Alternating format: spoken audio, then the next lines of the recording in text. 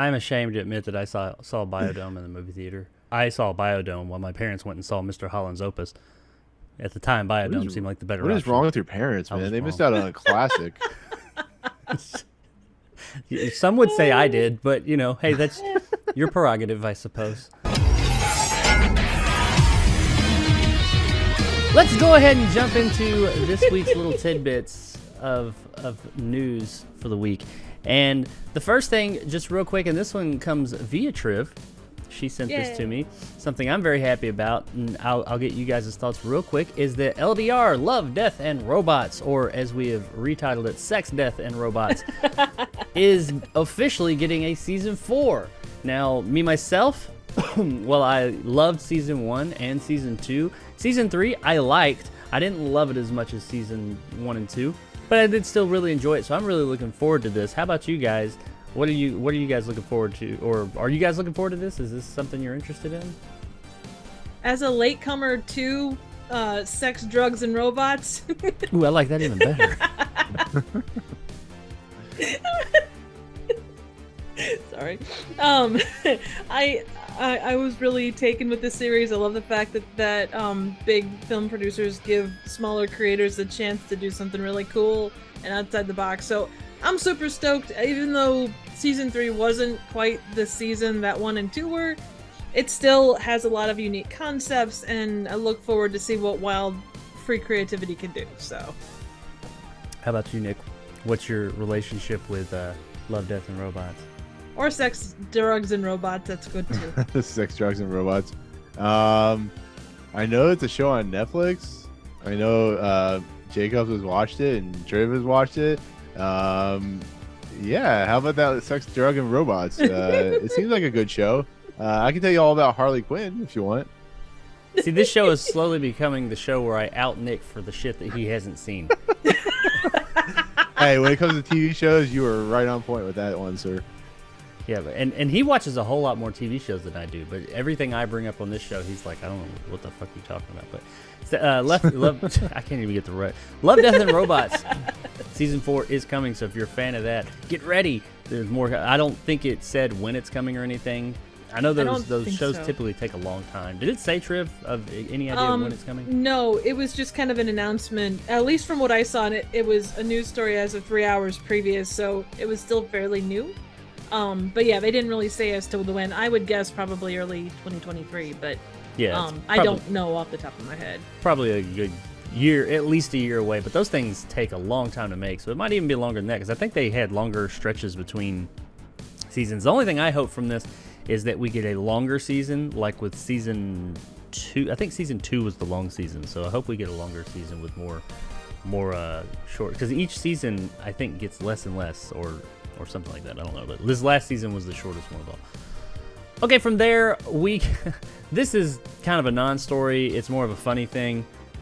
I didn't know. Were you guys aware that there's, a Batman prequel TV show coming at all? They haven't canceled it? No, they haven't canceled it. Actually, they've expanded upon it.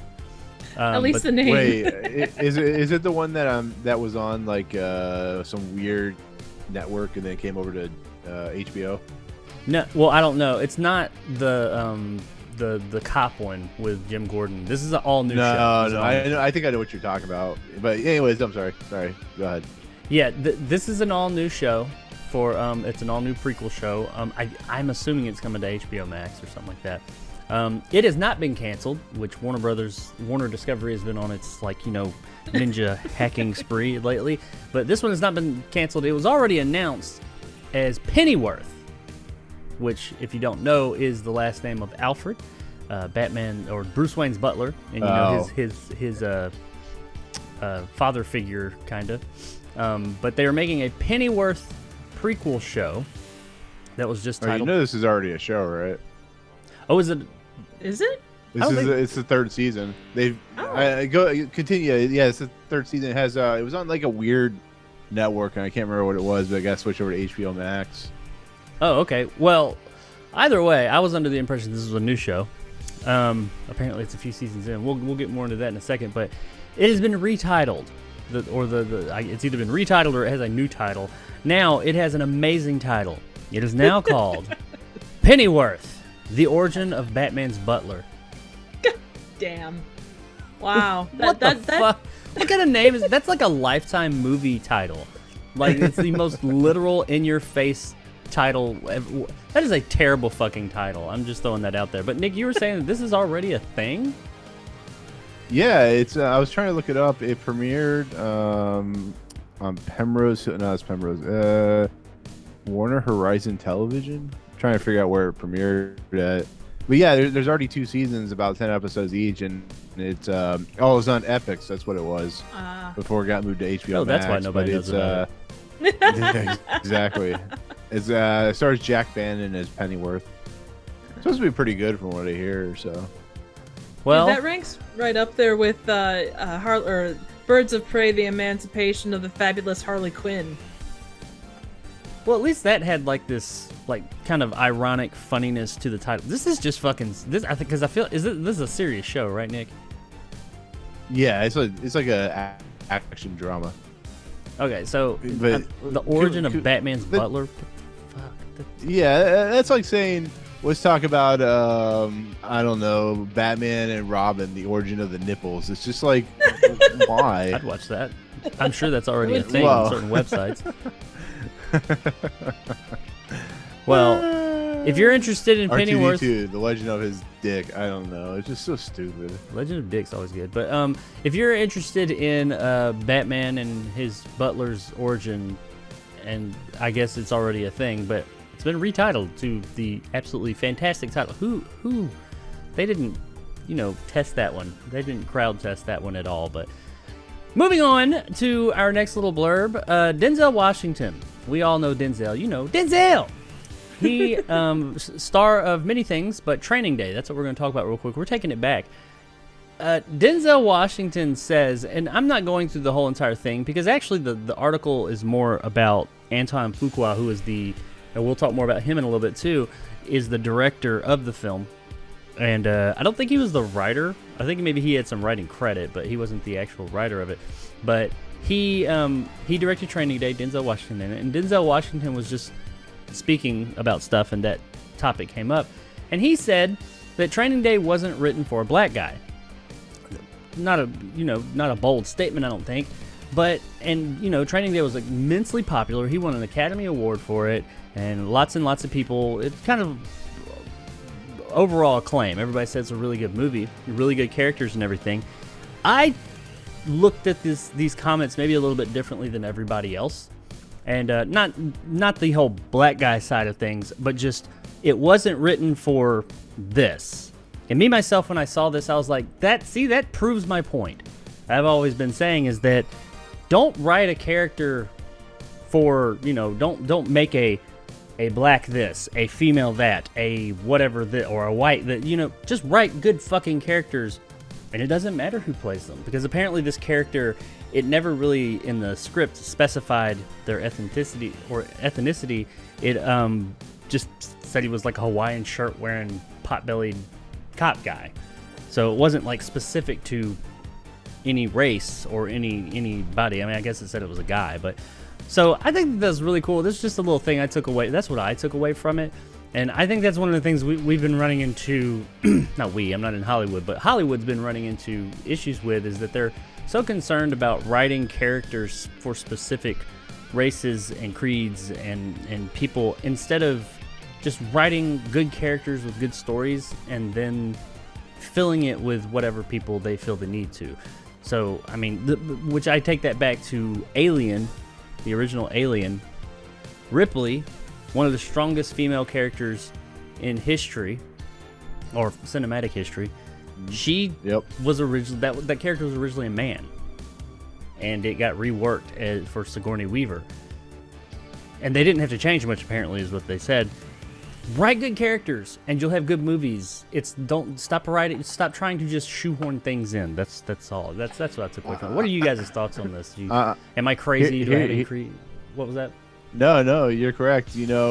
I've been thinking about what you were talking about as you were talking, for like the last minute and a half. And I'm like, that is so true.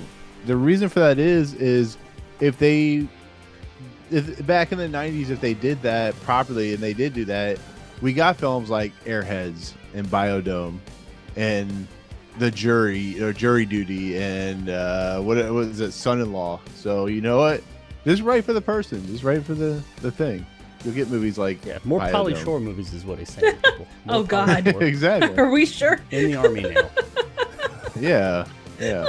No. In all honesty, joking aside, if it were for like Denzel Washington being in Training Day, I don't think the movie would have worked. I think Ethan Hawke's really good in it, but you're right. Write the character, and then there are characters that a director wants specifically, an actor or an actress, so they'll write their style and their feel and type.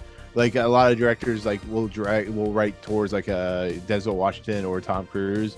But if you're writing a story or writing a movie and you're just trying to flesh out the character first. Find the person that perfectly fits that character and go with it. Otherwise, you're going to end up with Biodome. So I mean, yeah. As much as I like Biodome, I know I keep bringing that up, but it's just it is what it is. You write terrible stuff, and that's what happens. So.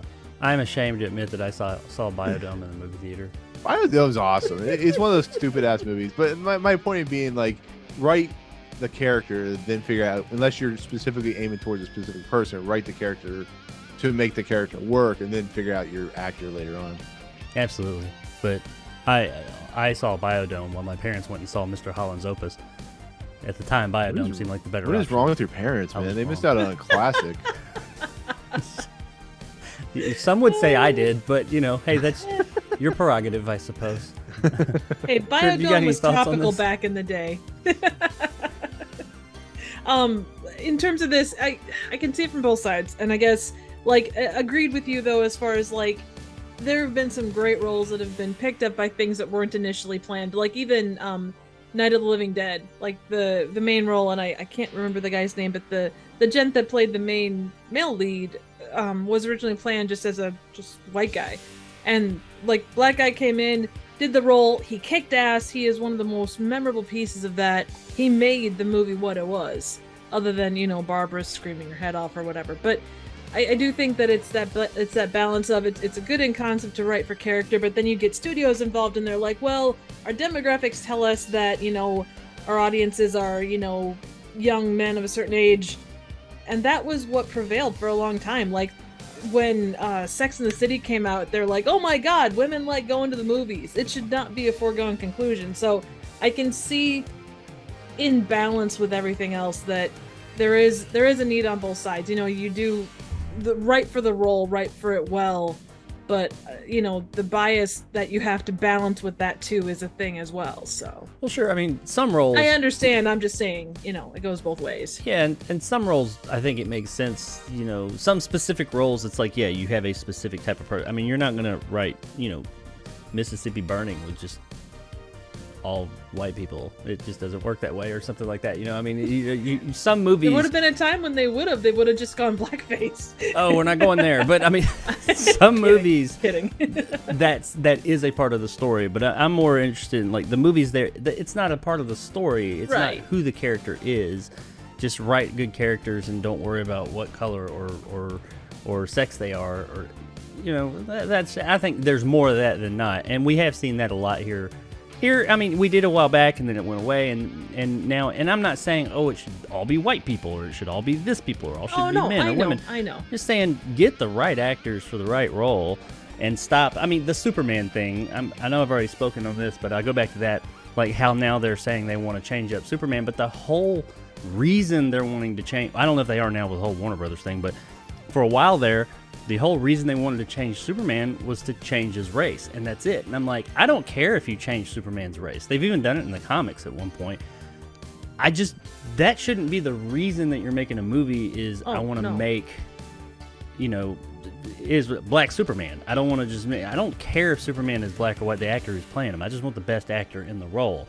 But you don't write a story, you don't start production around our first idea is, hey, I've got a great idea for a Superman movie. No, I want a black Superman. That's, in my opinion, that's not where you start. Now, I mean, good movies can come from that, I suppose, but more times than not, we end up with movies that I don't think, they come across as kind of soulless when you're making it for virtue signaling or something like that. Right. Agreed. That's what. That's how you get. That's how you get Ocean's 8. Yeah, yeah. That's the one. Is that the Sandra Bullock one? Yeah. Okay, I haven't seen that. But I like that movie. It wasn't bad. It's just they could have done something, and I guess you have to be careful because then you end up with like, is it The Kitchen with Melissa McCarthy? yeah, Like it's the kind of gangster that same. movie. Yeah, it's kind of that take, or that was based off of a comic though, so that had some other background, I guess.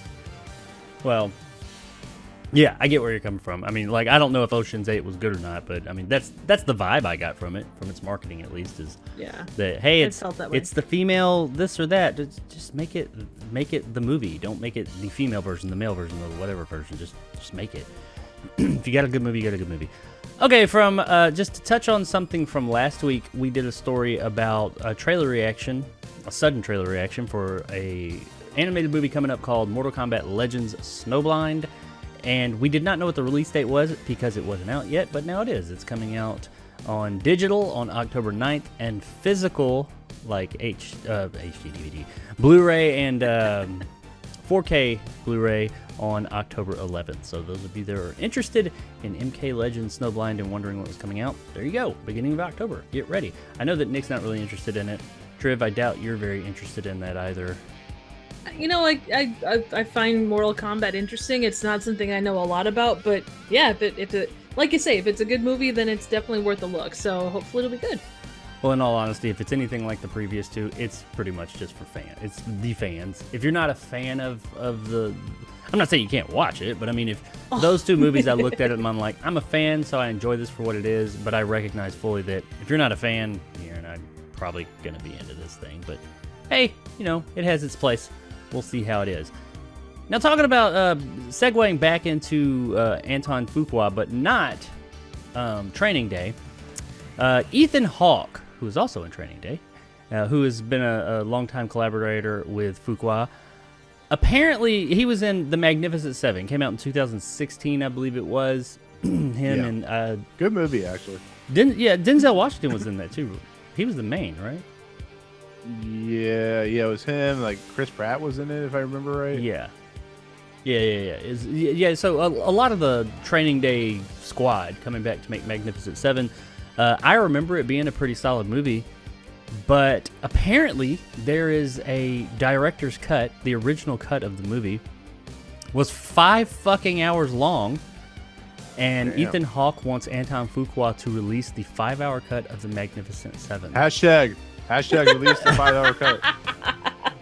He actually, they were trying to start a hashtag about release the 5-hour something. I don't remember what it was exactly, but it showed that it's not taking off. But it's apparently, though, he has been begging Fuqua to release this 5-hour cut of this movie for like the past 6 years, because apparently he knew it existed and he's been saying, please release this, and it's great. He talks about, in the article, talks about how Fuqua is just a director who you know, he puts his head down and he makes the movie he's going to make. He doesn't, even when all the suits are there and they're saying this, he just makes his movie. So he doesn't really care about all that. Now, they had to make cuts, like extensive cuts, apparently, because it's a 5-hour movie that they cut down to probably around 2 hours, or 2.5 hours, something like that.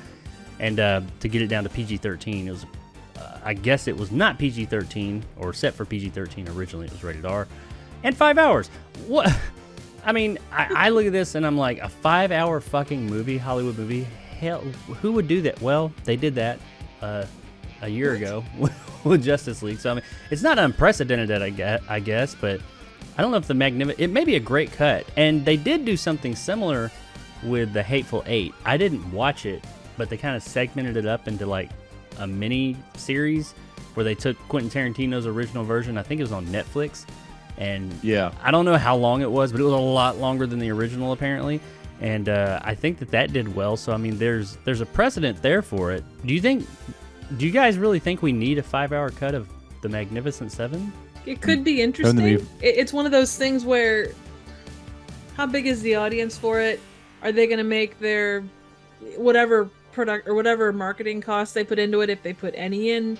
You know, are they going to make that back? I mean, look at Morbius. They re-released it because of a meme online, and they released that stuff for weird reasons. I think if it's on streaming, you'll have a better chance because, like The Irishman, where it was such a long movie, you could take breaks and stuff. It's all going to be in how they market it, really, I think. Well, I would say that if the movie is already, if that cut exists and like nothing else has to be done to it, so maybe somebody goes in and, you know, they're always tinkering with these things, but if the cut is already there and Netflix or somebody was willing to like segment it out like you did the Hateful Eight and release it, I mean, does that cost Netflix anything? They don't even really have to market it. They could just say, hey, it's out there.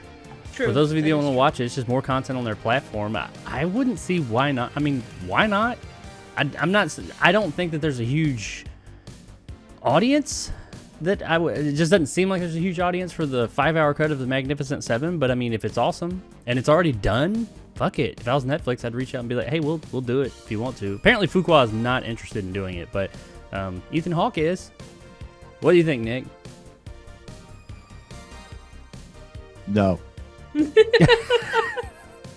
No, Is I that a do not think definitive this needs no? to happen. I honestly, I remember hearing about this. I knew it was a thing, but I don't need I can take a 12 to 13 hour Lord of the Rings series extended edition, but I can't handle 5 hours of Chris Pratt. It won't work. I already can't handle him in like a 2.5 hour Jurassic movie. No. Just put that thing out the pasture and be done with it. You really hate Chris Pratt. Wow. I don't hate Chris Pratt, right? I used to not hate Chris Pratt, and then he became Chris Pratt, the person we know now, and it's like, go away. I don't want Are you saying that he lives up to his last name? Yeah. Hey, Mr. I'm going to do a terminal list and make it the worst thing of the year. Ooh, shots fired. Yeah. Not really. There is a movie called Stowaway, so we'll talk about that. No, I'm just kidding. Is he in that? No. I was making a joke, a bad joke. I'm No, tired, that's people. It's all my jokes are bad. It's all good. Well, there's. I got puns. That's it. Hey, we're gonna talk about puns and quips here at the end of the show. Don't worry, you'll be in good company. Yay. More company.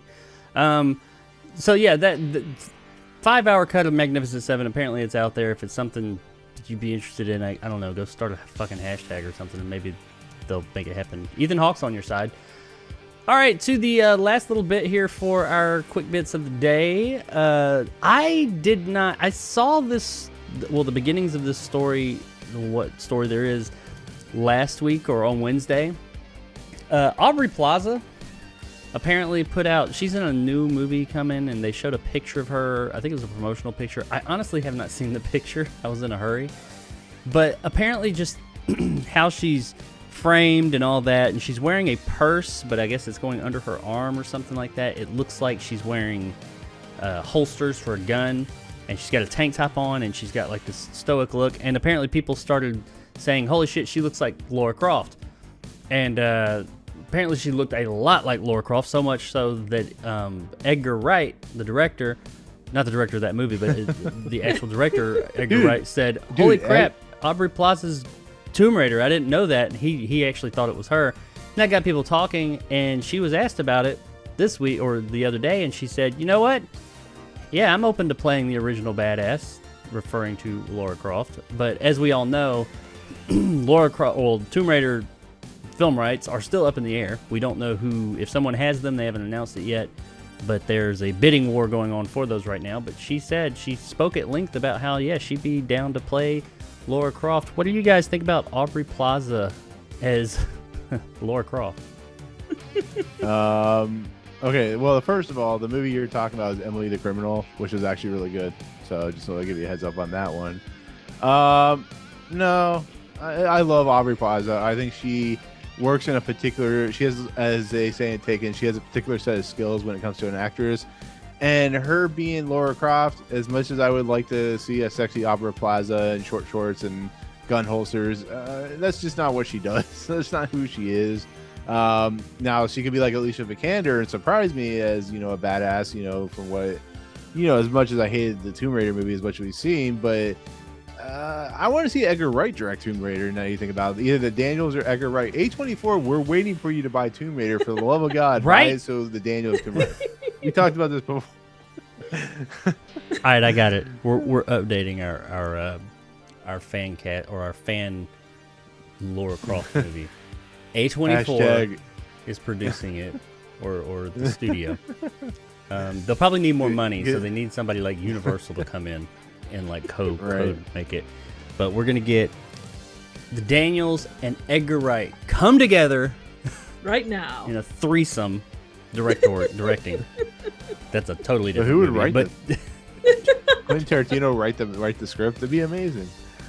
it'd be a very talky Lara Croft movie. But Aubrey Plaza will play Lara Croft, and she'll have to go to like a boot camp school where she gets super ripped and buff. She'll look like that chick in The Last of Us 2, and she'll be all like jacked. And yeah, so Edgar Wright and the Daniels, A24 Tomb Raider with Aubrey Plaza, and more to come. Well, damn it. Hashtag that, bitches. Right?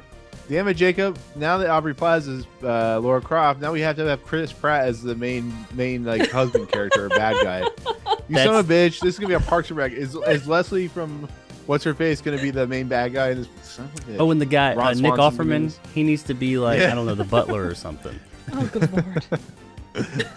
But How does your own fan inspired movie turn into something that you hate this early on? When you haven't even planned it yet. oh no, he wants Chris Pratt to be the villain. So it's kind of like in Nick's world, Chris Pratt is coming into his own, even in the film. Yeah. world.